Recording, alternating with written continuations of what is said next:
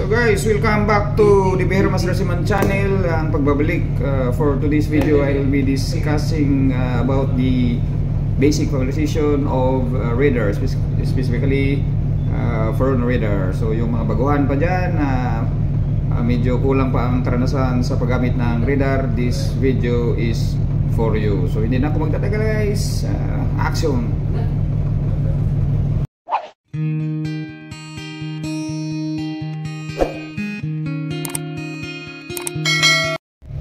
So ito guys yung radar namin, Furuno X-band radar. Yan. So basic familiarization tayo sa radar in case na bagong sampag kayo, normally sa mga hindi pa masyadong expert or nag-aaral pa lang. So ang una nyong anuhin, ang una nyong kailangan matutunan, so ikutan natin to lahat yan. Ikutin natin lahat kung ano yung mga basic pagsasampa ka para alam mo na hindi ka magkamali. Kasi may kailangan, kasi may may basic ka na knowledge.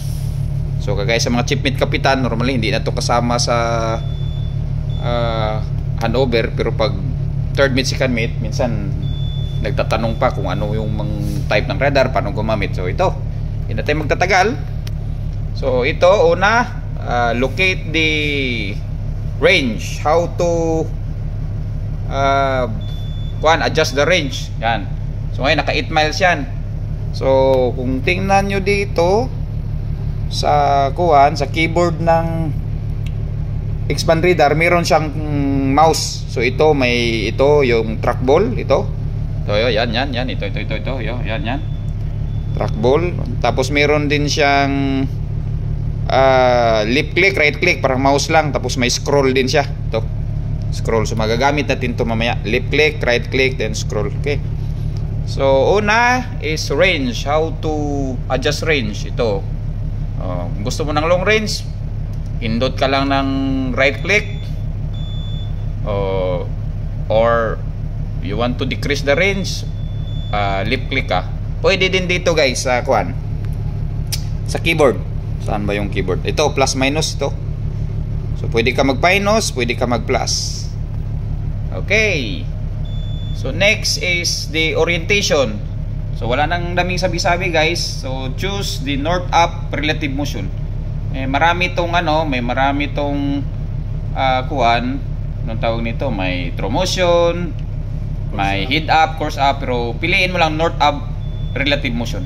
Yan na yun. So dito, since basic lang tayo, ano pa dyan sa baba? Wala na dyan sa baba. Okay, next, dito tayo sa upper right corner, gain. So normally guys, ang gain, yung kailangan timplahin lang yung gain. O pwede dito sa keyboard, pwede rin dito pwede dyan sa screen, or pwede rin sa keyboard. Ito guys, auto clutter rin, may clutter na C, tapos may gain. So normally kung kaya naman, dito lang kayo sa mga 270 to up to 80 na gain, kasi minsan pag ang gain naman masyadong malaki na, so ibig sabihin mahina na yung magnetron. So timplahin nyo lang pag makakita ka ng target. So sa akin ngayon, mayroong ditong nakasit na 6420. So kita nyo yung sa target. So yan lang yung okay naman. Nakikita naman yung mga target, diba? Next, ito guys, for collision avoidance as per SULAS, may mga kapitan dito na mga stricto. So normally gamitin mo yung choose the speed through the water. So speed lag ang gamitin guys. So paano gamitin pag Furuno? So ka lang, tingnan natin left click ba? Right click. So right click, so makita mo yan guys, ito speed mino. So pili ka lang ng lag through the water. Tama Sumil? Yes, lag water yan, naka-lag water na yan. Kasi may mga kapitan na gusto nila naka-speed through the water instead of speed over the ground. So for collision avoidance na niya guys, so sa inyo na yan, pero I suggest na studyhan nyo rin anong diferensya niyan, since basic lang naman tayo. Pero sa mga kapitan, stricto sila, kailangan pag medyo tikita ng laban, gusto nila na magamit ang speed through the water instead of speed over the ground. Pero normal navigation naman guys, ginagamit ang speed over the ground kasi klaro kasi yung drift guys eh. Kagaya nito ba, stable siya ba? Pansin nyo yung ano, yung vector niya, ito ba? Yung vector niya ba, speed over the ground, klaro na may drift siya, may padpad. Next, ano pa bang meron dyan? Okay, tapos ang clutter, tapos na ang speed through the water.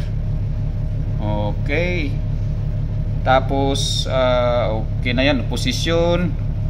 Okay, so wala na tayo dyan. Dito guys, dito sa lower right corner. Ito, lower right corner ha. Ito. So kailangan guys, itong TT guys, naka-auto man to, kasi pag i-off mo to, wala kang vector. Medyo maano kaya, isibukan natin ha. Ito ba? Pero normally hindi na to ginagalaw. Pero in case lang ba, kasama nyo na sa chigi, i-click ko. TT off. Wala ka na vector guys oh. Kita ka? Kita mo? Wala yung vector mo. Ito ba? Wala mo yung vector. So magtaka ka. Kasi pag mawala yung vector, ibig sabihin kasi parang naka-relative ka, pero in fact wala, dahil dyan naka TT off ka. So ito, i-check nyo lang, naka-ano yan, naka-auto man.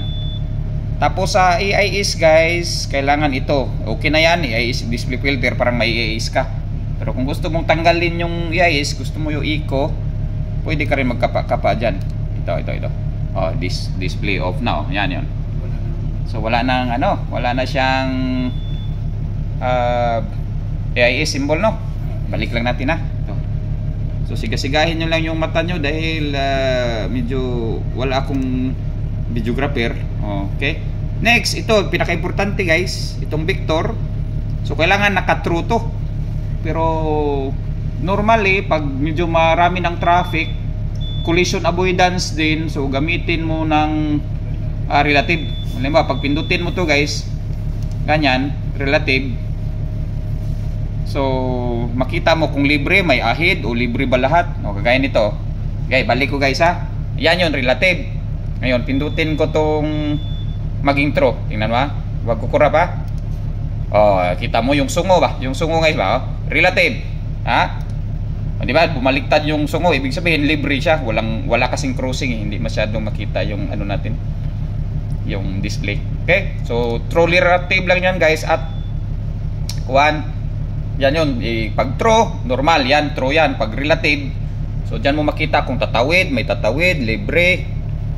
Tapos idagdag ko na lang to na may nagtanong dati sa first na bilag ko about kanang radar fuel precision.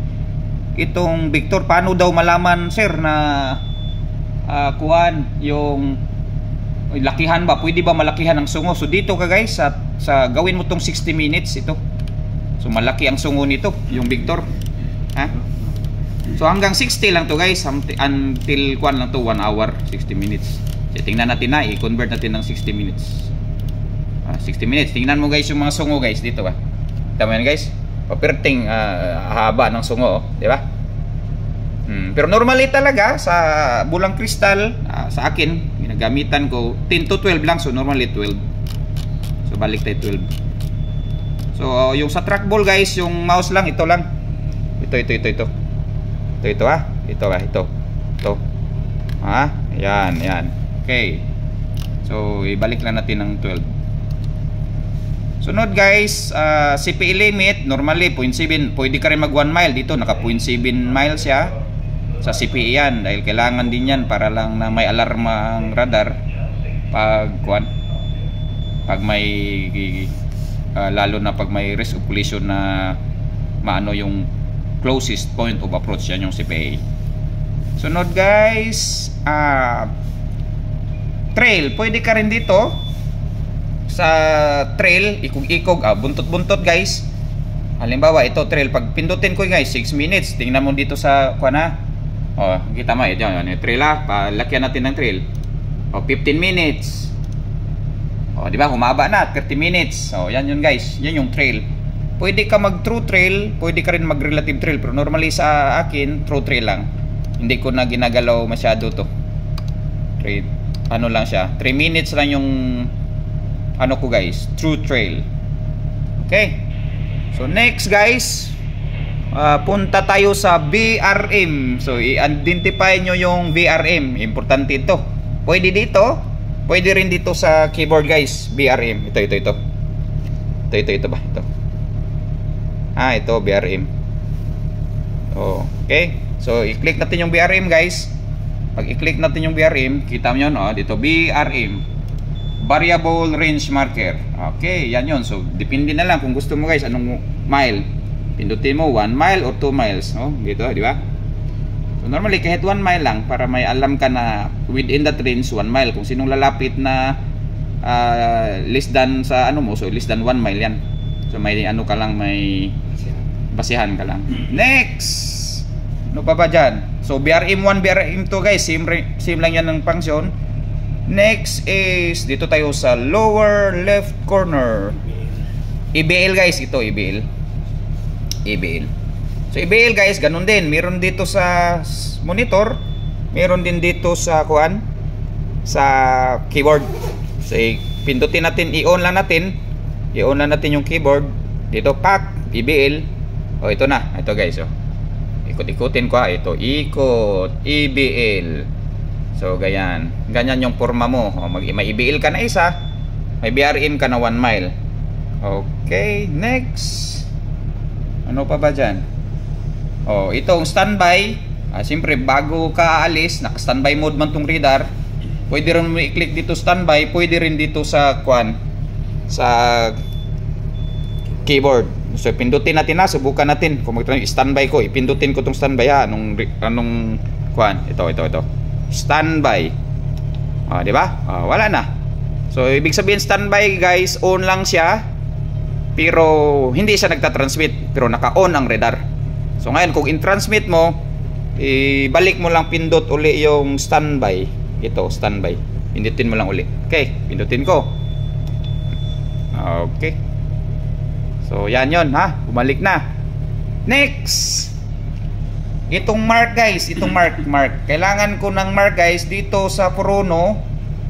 Maraming mga mark. Pwede ka mag-scroll guys. Ito scroll. Ito kanina scroll, ito scroll. Sa keyboard, scroll mo lang. Pwede ka ito pilot station, pwede rin mga buya guys, anchor. Gamit to guys pag mag-angkla ang kapitan or magmarka-marka, lead si buya. Walang ano to guys, read or mix to. Kung gusto ka lang magmarkahan, so pwede mo i-click. So how to use guys, so halimbawa pipili ako ng mag-angkla ako, pindutin ko yung anchor. Halimbawa bigyan ka ng posisyon ng ng BTS, so kailangan i-double check mo lang. Ang pangit nito guys, hindi mo lang ma-edit sa kagaya ng GRC yung first bilag ko na kaya mo i-edit yung posisyon. So pag mag-plot ka guys, halimbawa mag-plot ka nito, so double check mo lang yung yung as closest as possible yung sa binigay na posisyon. Diba, mag-mark ako dyan left click. Yun guys, yan yung marka. Paano mag-delete guys? Para mag-delete, i-delete natin, i-point mo lang ang cursor, tapos right click ka, dito guys, right click ka, tapos ipindot mo yung mark delete, tapos napansin mo guys, nagpula siya guys. Ito ba? Naiba yung kutis niya, nagpula yung kulay. So meaning to say you are good to delete the mark. Yan guys, nawala. Tapos iulit mo lang, exit mo lang guys by clicking right click sa keyboard. So ano pa ba? Ang pinaka-importante, acquire target. Paano mag-target dito? Halimbawa ito guys, how to acquire target guys? Ito kagaya nito. Left click ko i-acquire target ko. Sige, first click guys, labas yung sungo. Second click guys, labas yung target data sa screen nito. Yung pangalan niya Arklow Bank. Kung makabasa ka ng member ng Arklow Bank nitong bilag na to, napakaswerte mo dahil na picture ka dito sa DBI Hero Master. So yan yun guys So nakita mo 293 range, tapos yung ginamitan man natin ng ng spread through the water, so course through the water yung bigay niya. Speeds, PPA, TCPA, PCR. Okay. So I think that's all siguro sa sa basic familiarization. Meron pa ba Sumil? Dito makikita mo sir yung details niya. Oh, IIS man to guys. So makita ang detail naman, ang details. Pero may IGDIS na rin guys eh. Oh, may IGDIS na rin. So ito backup lang talaga. IGDIS reader, parang complementary each other sila. Makita mo yung mga additional information. IIS, IGDIS nakakunik kasi ang IIS nakakunik sa reader, ang IIS nakakunik sa IGDIS.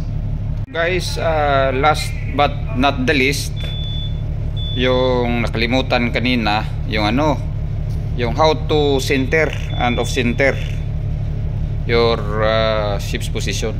So may dalawang klase guys, pwede ka gagamit sa keyboard, pwede rin sa mouse. So ito yung keyboard natin, pwede ka nito off center. Nakita mo guys, tapos kung mag off center yan, kung mag off center ka, itutok mo lang kung saan gusto mo. Kita mo yan, diba? Dito ka, so click mo yung off center na naman sa keyboard. Ito guys, ito yun, naka off center na. So pwede rin dito, one way also to center of center the shape is by right click ka sa mouse. Ito guys, tapos tingnan mo yung off center. Ito yan guys, off center center. Tapos yung nakita mo yung cursor mo naging kulay red, white red, no?